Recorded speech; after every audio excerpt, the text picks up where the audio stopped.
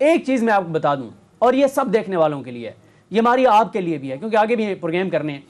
یہ جتنے چہرے اس وقت آپ کو ساتھ بیٹھے ہوئے نظر آ رہے ہیں، ایک وقت آئے گا یہ آپ کو لڑتے ہوئے نظر آئیں گے۔ QM کا اب جو اعلان سامنے آیا ہے اس کے مطابق انہوں نے اپوزیشن کی حمایت کا اعلان کیا ہے، تو آپ کیا سمجھتے ہیں اس کے پیچھے کیا پرٹیکولر ریزن ہو سکتی ہے کہ MQM نے حکومت کا نہیں بلکہ اپوزیشن کا ساتھ دیا ہے؟ دیکھیں، جب سے تحریک عدم اعتماد آئی ہے، بلکہ اس سے پہلے سے لے کے حکومت نے ہر سٹیج پہ چیزوں کو مس کیلکولیٹ کیا ہے، ہر سٹیج پہ مس کیلکولیٹ کیا ہے، اور یہ وہ چیزیں ہیں جو ہم وقت کے ساتھ ساتھ رپورٹ کرتے آئے۔ پہلی بات تو یہ ہے کہ حکومت یہ توقع کر کے بیٹھی تھی، اس یقین میں بیٹھی تھی کہ تحریک عدم اعتماد کسی صورت آ ہی نہیں سکتی۔ بلاول بھٹو جب اپنا لانگ مارچ لے کر آ رہے تھے، وہ کہہ رہے تھے ریزائن کر دیں، اسمبلیاں توڑ دیں، تو یہ اس کو مذاق میں لیتے رہے، اور اب صورتحال یہ ہو گیا کہ اب یہ اسمبلیاں نہیں توڑ سکتے، تحریک عدم اعتماد آ گئی۔ پھر اس کے بعد یہ ہوا جی کہ وہ دن کبھی بھی نہیں آئے گا کہ جی تحریک عدم اعتماد ٹیبل ہو پائے گی۔ وہ ٹیبل ہو گئی، اب کل سے اس پر بحث ہونے جا رہی ہے، اس کی ڈیڈ لائن ہے 4 تاریخ آخری، اس سے پہلے اس پہ ووٹنگ ہونی ہے۔ حکومت کے لوگوں سے جب ہم یہ کہتے تھے کہ آپ کے لوگ جو ہیں وہ دوسری سائڈ پہ جا رہے ہیں، آپ اس پہ کیا کہیں گے، تو وہ یہ بات ماننے کے لیے تیار ہی نہیں نظر آتے تھے۔ وہ کہتے ہیں یہ سب ممکن ہی نہیں ہے، عمران خان کو چھوڑ کے جانا ممکن ہی نہیں ہے، یہ بہت مشکل ہے، 1-2 لوگوں کے ایشوز ہیں، ان کو ہم نے بلانا نہیں ہے، باقی چھوڑ کے نہیں جا سکتے۔ سندھ ہاؤس کا جو معاملہ تھا وہ میڈیا میں سب سے پہلے آیا، اور اس کے بعد حکومت کو پتا چلا یہ عالم ہے حکومت کا ان معاملات پہ۔ ریڈ زون میں یہ سب چیزیں چل رہی تھیں، حکومت کی ناک تلے یہ ساری چیزیں چل رہی تھیں، لیکن اگر بے خبر تھا کوئی اس پہ تو وہ حکومت ہی بے خبر تھی۔ آپ کے پروگرام میں سب سے پہلے یہ خبر بریک ہوئی تھی کہ سندھ ہاؤس میں کیا کچھ ہو رہا ہے۔ اس کے اگلے دن وزیراعظم صاحب جو ہیں وہ سوات میں یہ بات کرتے ہیں، پھر شیخ رشید صاحب کہتے ہیں یہ تو میڈیا نہ بتاتا، بندے سامنے بھی آتے ہیں لیکن لائٹ لیا جاتا ہے، جی لائٹ لیا جاتا ہے، میڈیا نہ آتا۔ شیخ رشید صاحب نے کہا ہمیں تو پتہ ہی نہ چلتا۔ پھر اس کے بعد معاملہ آ گیا اتحادیوں والا۔ یہ تو ان کی قسمت اچھی تھی کہ جو سندھ ہاؤس والا ڈرامہ جو ہے وہ میڈیا پر لا کر خود اپوزیشن پھنس گئی، اور اس پہ مورل گراؤنڈ پہ حکومت کو بہت زیادہ اس کو بوسٹ ملا، اور پھر آ گیا معاملہ اتحادیوں والا، اس کو کیجول لیا گیا۔ جس طرح چودھری برادران کے ساتھ ڈیلنگ چل رہی تھی، چودھری برادران کو ظاہر ہے ایک سٹیج یہ آ گئی کہ وہ دوسری جانب چلے گئے ہیں۔ بالآخر پنجاب میں تحریک عدم اعتماد آ گئی، انہیں نظر آنے لگ پڑا کہ اب بزدار صاحب نے ویسے ہی نہیں بچنا، اس کے بعد انہوں نے چودھری برادران کو آفر کر دی۔ اب معاملہ رہ گیا MQM کا۔ MQM کے حوالے سے جب ہم پوچھتے تھے جو حکومتی لوگوں سے، حکومتی ذرائع سے یہ بات ہوتی تھی کہ جی یہ MQM کے مطالبات جو ہیں کیا آپ پورے کر رہے ہیں، تو جو حکومتی ذمہ داران ہیں وہ کہتے تھے کہ MQM کے تو مطالبات ہیں ہی کوئی نہیں ہے، وہ تو ہم سے کوئی بات ہی نہیں کرتے۔ خود پرائم منسٹر جب گئے ان کے پاس، کراچی گئے ان کے پاس، تو وہاں جا کر بھی پرائم منسٹر نے نہ کوئی ظاہرہ پیشکش کی اور نہ انہوں نے کوئی بات کی۔ ظاہر ہے دونوں نے گریس کا مظاہرہ کرنا تھا، انہوں نے کوئی بھیک تو نہیں مانگنی تھی۔ اور ایک فریق کو آپ، ایک اتحادی کو آپ وزارت اعلیٰ دے رہے ہیں، اور جو دوسرا ہے اس کو دوسری جانب سے جب آفر ہو رہی ہے اور آپ اس کو اتنا کیجول لے رہے ہیں۔ جب بات اب یہ کرتے ہیں کہ جی یہ اخلاقیات کی بات کرتے ہیں، بلیک میل نہ ہونے کی بات کرتے ہیں، پھر تو آپ کو چودھریوں کو بھی آفر نہیں کرنی چاہیے تھی، لیکن آپ نے جب ان کو کر دی پھر یہ معاملہ تو خود ختم ہو گیا، آپ نے خود ختم کر دیا۔ اب معاملہ کیا ہے؟ وزیر اعظم کو اس سارے معاملے میں اندھیرے میں رکھا گیا۔ کس نے رکھا؟ جو کمیٹی انہوں نے تشکیل دی تھی، اس کمیٹی میں جو لوگ شامل کیے گئے ان کا کنفلکٹ آف انٹرسٹ تھا، وہ وزیر اعظم کو جا کر درست بات بتاتے ہی نہیں تھے۔ یہی وجہ تھی کہ حکومت کہہ رہی تھی کہ جی یہ تو MQM کے مطالبات ہی نہیں ہیں۔ لیکن آپس میں کنفلکٹ آف انٹرسٹ وزیر اعظم عمران خان سے حکومت کے لیے بھی خراب تھا کہ انہوں نے وزیر اعظم عمران خان صاحب کی حکومت کو جانے دیا۔ میں بتاتا ہوں جی اس میں کیا معاملہ تھا۔ گورنرشپ ان کو دوسری سائڈ سے آفر ہو رہی تھی، تو ظاہر ہے آپ نے ان کو گورنرشپ دینی تھی، آپ نے ان کو سندھ کا گورنر کا عہدہ دینا تھا۔ وہ عمران اسماعیل صاحب بیٹھے ہیں، اب عمران اسماعیل صاحب جو ہیں وہ خود کیا پرائم منسٹر صاحب کو جا کر بتائیں گے کہ یہ گورنری مانگ رہے ہیں، آپ ان کو یہ دے دیں۔ دوسری جانب وہ شپنگ، پورٹس اینڈ شپنگ کی وزارت مانگ رہے تھے، تو پورٹس اینڈ شپنگ کی جو وزارت رکھنے والے وزیر ہیں وہ بھی اس کمیٹی میں شامل ہوں، اور وہ جا کے پرائم منسٹر کو خود کہیں گے کہ جی وہ میرے والی وزارت مانگ رہے ہیں۔ تو خود یہ تو پرائم منسٹر صاحب کو سوچنا چاہیے تھا کہ وہ کن لوگوں کو انہوں نے کمیٹی میں شامل کیا ہوا ہے، اور ظاہر ہے تمام ادارے، تمام انٹیلیجنس ایجنسیز، تمام سیٹ اپ جو ہے ان کے انڈر ہے، ان کو چیزوں کی کیا رپورٹ نہیں تھی؟ انہیں نہیں معلوم ہونا چاہیے تھا کہ اس وقت ایم کیو ایم کی ڈیمانڈز کیا ہیں، ایم کیو ایم چاہ کیا رہی ہے، ایم کیو ایم کی جو ملاقاتیں ہو رہی ہیں اور ریڈ زون میں ہی ہو رہی ہیں؟ لیکن پرائم منسٹر بے خبر تھے. یہی وجہ ہے کہ ایم کیو ایم کے ذرائع نے آج مجھے یہ بتایا کہ پچھلے ایک ہفتے سے پھر ہم نے خود یہ کہنا شروع کر دیا، پرائم منسٹر صاحب کو، حکومت کو یہ کہنا شروع کر دیا کہ جی پورٹس اینڈ شپنگ، اوورسیز کی وزارت اور جو گورنر شپ کا جو معاملہ ہے، اس میں آپ ہمارے ساتھ اگر تعاون کریں گے ٹھیک ہے، ادروائز ہم وہاں چلے جائیں گے. لیکن اس کو بھی اتنا کیجول لیا گیا، ان کو کوئی پازیٹیو رسپانس نہیں دیا گیا. کل جب ان کے معاملات طے پا گئے، اس کے بعد انہوں نے اپنی کمیٹی کی دوڑیں لگوائیں کہ ان کو انگیج کریں. تو میں سمجھتا ہوں کہ یہ جو ایم کیو ایم کا جانا ہے یا ایون جو بلوچستان عوامی پارٹی کا بھی جانا ہے، یہ حکومت کی ذمہ داری تھی ان کو انگیج کرنا. اگر انہوں نے حکومت بچانی تھی، اس معاملے کو پہلے وزیر اعظم صاحب کو خود ان کے اپنے لوگوں نے اندھیرے میں رکھا، اور اس کے بعد نہ جانے کیوں حکومت نے اس معاملے کو اتنا غیر سنجیدہ لیا کہ نہیں جی اتحادی نہیں جائیں گے، وہ چلے گئے. اور اخلاقی طور پر، اصولی طور پر اگر دیکھا جائے تو جو نمبر گیم ماریا نظر آ رہی ہے وہ تو واضح ہو گیا نا. ان کے پاس 176 کا نمبر آ گیا، 176 کے نمبر پہ وہ کھڑے ہیں.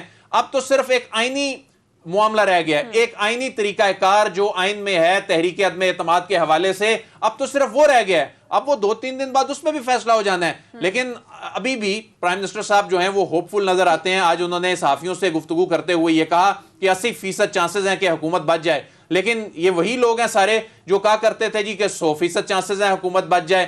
لیکن اس طریقے سے آپ اپنے معاملات چلائیں گے، اس طریقے سے آپ اپنے اتحادیوں کے ساتھ معاملات کو لے کر چلیں گے، اور ساتھ آپ ہوپ فل بھی رہیں کہ 100% اور 80% حکومت بچ جانے کے چانسز ہیں، تو خود حکومت نے اپنے ہاتھوں سے یہ گیم خراب کیا، اور کسی نے نہیں، بلکہ خود اس کی ذمہ دار حکومت ہے. اور یعنی کہ وہ تمام غلطیاں ہیں جو حکومتی وفد کی طرف سے کی گئی ہیں مذاکرات کے دوران جو اتحادیوں سے جاری تھے. تو صدیق، یہی پوائنٹ میں آپ کی طرف بھی لے کر آؤں گی.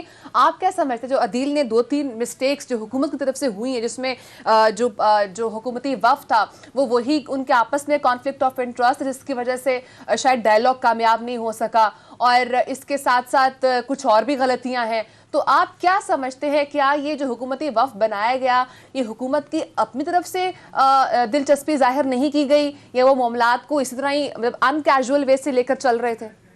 دیکھیں، عدیل وڑائی صاحب نے جو سارا کیس بیان کیا وہ بالکل ان کی بات غلط نہیں ہے. ان کی بات ٹھیک ہے کہ حکومت نے جو ہے وہ جو کچھ ایم کیو ایم مانگ رہی تھی وہ نہیں دیا. لیکن کتنی دلچسپ بات ہے، کاش کہ ایم کیو ایم جو ہے وہ مطالبہ یہ کرتی کہ آپ جو ہے وہ عوام کے لیے یہ چیزیں سستی کر دیں. کاش وہ مطالبہ کرتے کہ آپ جو ہے وہ یہ عوام کے لیے، لوگوں کے لیے آسانیاں پیدا کر دیں. یعنی اس وقت ہر ایک اپنی مفاد کی طرف جا رہا ہے. کاف لیگ اپنے مفاد کے ساتھ گئی، انہوں نے وزارت اعلیٰ لے لی. ایم کیو ایم کو ادھر سے مفاد نہیں ملا، انہوں نے ادھر سے لیا.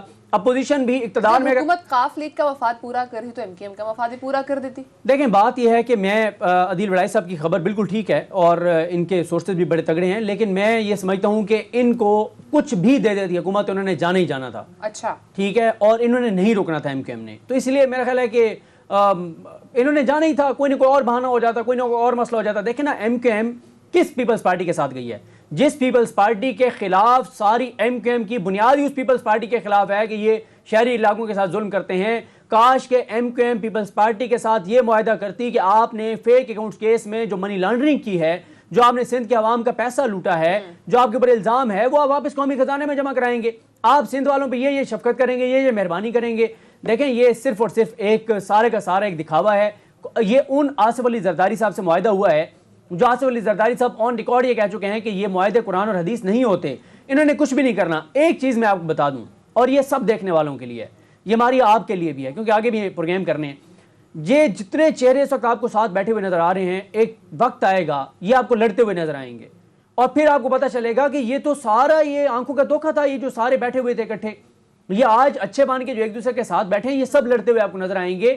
کیونکہ اس وقت تو صورتحال پھر یہ ہے کہ اگر یہی صورتحال رہی تو پھر اگلا جو ہمیں منظرنامہ نظر آ رہا ہے وہ یہ آ رہا ہے کہ پورے پاکستان میں پی ٹی آئی کے خلاف یہ سب جماعتیں متحد ہو کر الیکشن لڑیں گی. تب جا کے عمران خان کو گرایا جا سکے گا، ہرایا جا سکے گا. ورنہ دیکھیں نا، عمران خان کیا کہہ رہا ہے. عمران خان کا مسئلہ ہی اس وقت خارجہ پالیسی ہے. عمران خان بات ہی خارجہ پالیسی کے اوپر کر رہے ہیں. عمران خان لوگوں کو یہ تو کہہ ہی نہیں رہے کہ میں آٹا سستا کر دوں گا، چینی سستی کر دوں گا، مجھے بچائیں تو میں پیٹرول مزید سستا کر دوں گا. یہ تو وہ کہہ ہی نہیں رہے. وہ ایک ہی بات کہہ رہے ہیں، وہ کہہ رہے ہیں اگر بچوں گا آزاد خارجہ پالیسی رکھوں گا, امریکہ کی غلامی نہیں ہوگی, اڈے نہیں دوں گا, ڈرون حملے نہیں کرنے دوں گا, سر نہیں جھکاؤں گا, آزاد خارجہ پالیسی ہوگی, چائنا سے تعلقات رکھوں گا, رشیا سے تعلقات رکھوں گا. لیکن آپ کو نہیں لگتا کہ عمران خان صاحب کہہ رہے تھے ہم کسی بلاک کا حصہ نہیں بنیں گے, اور پھر اتنا اینٹی امریکہ رہ کر وزیر اعظم عمران خان صاحب واقعی میں کسی بلاک کا حصہ بننے جا رہے تھے؟ نہیں, عمران خان صاحب نے بار بار اس بات کی وضاحت کی ہے.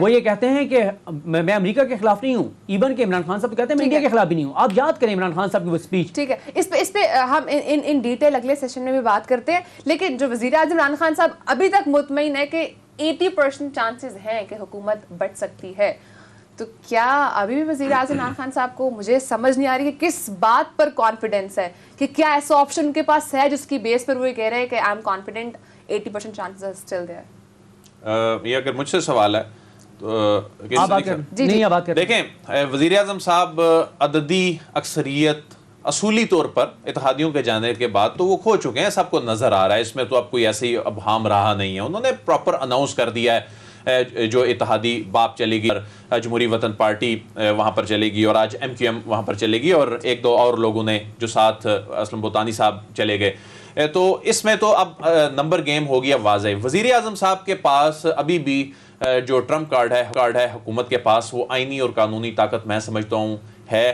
لیکن میں یہ بھی یہاں کہنا چاہتا ہوں کہ انہوں نے ایک آئینی اور قانونی بلنڈر بھی کیا. ان کو سپریم کورٹ آف پاکستان نہیں جانا چاہیے تھا اگر انہوں نے وہ آئینی اور قانونی پاور استعمال کرنی ہے. وہ ہے اسپیکر کی رولنگ. اس پہ سپریم کورٹ آف پاکستان, جناب چیف جسٹس آف پاکستان, دیگر جج صاحبان بھی یہ اندیا دے چکے ہیں کہ جو اسپیکر کی پاورز کے معاملات ہیں اور جو پارلیمان کی اندرونی کارروائی کے معاملات ہیں, اس حد تک ویسے شاید عدالت نہ جائے. لیکن ایک ہی اس وقت آپ کے پاس پاور رہ گئی ہے, اور وہ یہ ہے کہ منحرف ارکان کو ووٹ ڈالنے دیا جانا ہے, جو آپ نے عدالت کو یہ یقین دہانی کرائی ہے. لیکن اس کے بعد وہ ووٹ کاؤنٹ ہوگا یا نہیں ہوگا, وہ اسپیکر کی رولنگ میٹر کرتی ہے. اس وقت جو نمبر ہے ان کے پاس 176 تک کا, یعنی یہ 4 ووٹوں کی برتری اگر آئینی طریقے سے دیکھا جائے تو ان کے پاس ہے. لیکن اگر یہ حکومت ان کے 5 لوگ مینج کرنے میں کامیاب ہو جاتی ہے کہ وہ اس دن وہاں پر نہ آئیں, تو یہ سارا کھیل بگڑ سکتا ہے, یہ ساری عمارت دھڑام سے گر سکتی ہے جو اس وقت اپوزیشن نے بنا رکھی ہے. کیونکہ صرف اگر 5 لوگ اگر حکومت سمجھتی ہے, کیونکہ حکومتی ذرائع یہ دعویٰ کر رہے ہیں کہ ان کے لوگ بھی ہمارے ساتھ رابطے میں ہیں, کیونکہ اس میں ووٹنگ صرف ون سائیڈڈ ہونی ہے, اس میں اپوزیشن نے جا کے اپنے 172 نمبر پورے کرنے ہیں.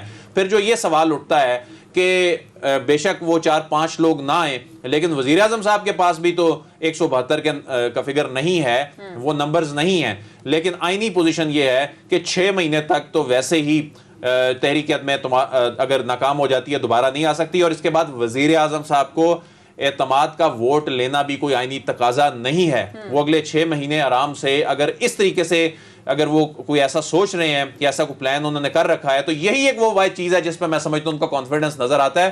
ادروائز اصولی طور پر تو وہ نمبر کی جو گیم ہے وہ کھو چکے ہیں وہ نمبرز. بہرحال اب اسپیکر کے اختیارات اس دن کیا ہوگا, اب 3 دن بعد صورتحال ویسی واضح ہو جائے گی. اب حکومت بھی اس وقت عدیلہ آپ سمجھ رہے ہیں کہ اپوزیشن کے بندوں کو توڑنے کے عمل میں مصروف ہے.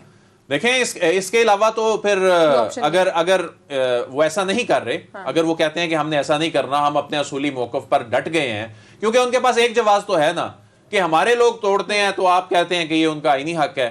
اگر یہ ان کے لوگ توڑتے ہیں, اگر ایسا انہوں نے کیا تو ابھی تک انہوں نے اپنے پتے ظاہر نہیں کیے, کیونکہ 161 کا فگر اس دن پارلیمان میں موجود تھا. 161 کا نمبر اس دن جو فلور آف دی ہاؤس پہ وہ لوگ موجود تھے. اس کا مطلب ہے کہ انہوں نے اگر کوئی لوگ انگیج کیے ہوئے ہیں تو ان کو وہ ابھی سندھ ہاؤس کی طرح والا بلنڈر کر کے ایکسپوز نہیں کرنا چاہ رہے. تو اس دن یہ سرپرائز ہو سکتا ہے کہ ان کے 5-7 لوگ نہ آئیں, کیونکہ ان کے پاس اب عددی برتری ہے. منحرف ارکان کو میں گیم چینجر نہیں سمجھتا. منحرف ارکان کوئی گیم تبدیل کرتے اس لیے نظر نہیں آ رہے, کیونکہ اگر منحرف ارکان کا اتنا ان کو کانفیڈنس ہوتا کہ اس سے ہم گیم تبدیل کر دیں گے تو یہ اتحادیوں کو کبھی یہ آفرز نہ کرتے. انہیں بھی معلوم ہے کہ اسپیکر سرپرائز دے سکتے ہیں, تو منحرف ارکان کو میں گیم چینجر نہیں سمجھ رہا. لیکن ان کے منحرف ارکان اگر اس دن ایبسٹین کرتے ہیں تو اس پہ کیا رولنگ آئے گی؟ اس پہ کوئی رولنگ نہیں آئے گی. 63 لگے گا وہ بعد میں لگے گا, لیکن اگر کوئی آتا ہی نہیں ہے تو وہ حکومت کے حق میں جا سکتا ہے. معاملہ اسی طرف جائے گا جب ووٹنگ ہو رہی ہوگی.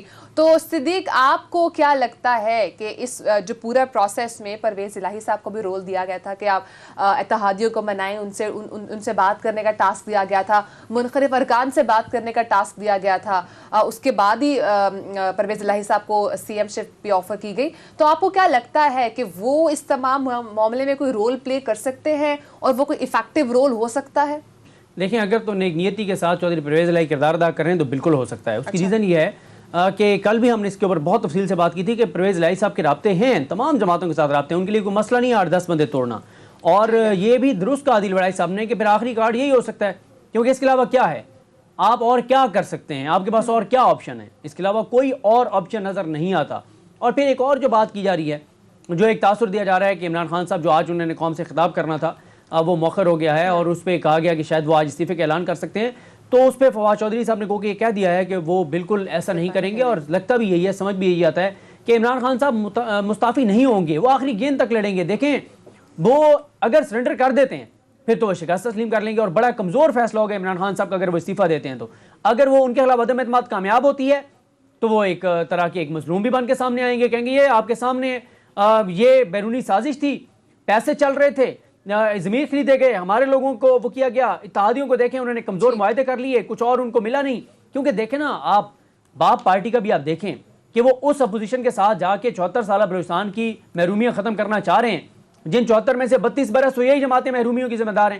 تو کیا دیں. اب ایم کیو ایم کا بھی دیکھیں, ایم کیو ایم کہہ رہی ہے ہمارے 100 لاپتہ افراد ہیں. وہ لاپتہ افراد صوبائی حکومت نے تو نہیں دینے, وہ تو وہاں کی حکومت نے بھی نہیں دینے تھے. تو پھر آپ کیسے ان کے ساتھ معاہدہ کر کے چلے گئے کہ ہمارے لاپتہ افراد واپس آ جائیں گے؟ آپ کے دفتر نہ سندھ حکومت نے بند کیے ہوئے, نہ وفاقی حکومت نے بند کیے ہوئے ہیں, تو کیسے آپ ان کے ساتھ چلے گئے کہ آپ کے دفتر کھل جائیں گے؟ تو سوالات ہیں. اور ان کے دفتر, ان کے سارے معاملات جتنے ان سے معاہدے کریے پیپلز پارٹی, کوئی معاہدہ پیپلز پارٹی پورا نہیں کرے گی, کیونکہ پیپلز پارٹی کی تاریخ یہ بتاتی ہے. اور ماریا, آخری بات یہ بھی کر دوں اس سیگمنٹ میں, پھر آپ نے بریک پہ جانا ہے. کل کوشش کریں گے کہ ذرا لے کر آئیں گے کہ چارٹر آف ڈیموکریسی جو انہوں نے کیا تھا, میثاق جمہوریت جو کیا تھا انہوں نے دونوں پارٹیوں نے, اس وقت بھی کہا گیا تھا کہ اب پاکستان کی تاریخ بدل جائے گی. اس میثاق جمہوریت کے بعد کیا کیا انہوں نے ایک دوسرے کے خلاف کیا تھا, اب بھی یہ وہی کچھ کریں گے. آپ لگ رہے ہیں کہ ابھی یہ تحریک عدم اعتماد کامیاب نہیں ہوگی, یہ اس اسپیکٹ سے کہہ رہے ہیں یا کامیاب ہونے کے بعد کی سچویشن بتا رہے ہیں؟ میں کامیاب ہونے کے بعد کی ممکنہ صورتحال پہ بات کر رہا ہوں. اگر عدم اعتماد کامیاب ہو جاتی ہے, اس کے بعد آپس میں جو ان کی لڑائی ہوگی میں اس پہ بات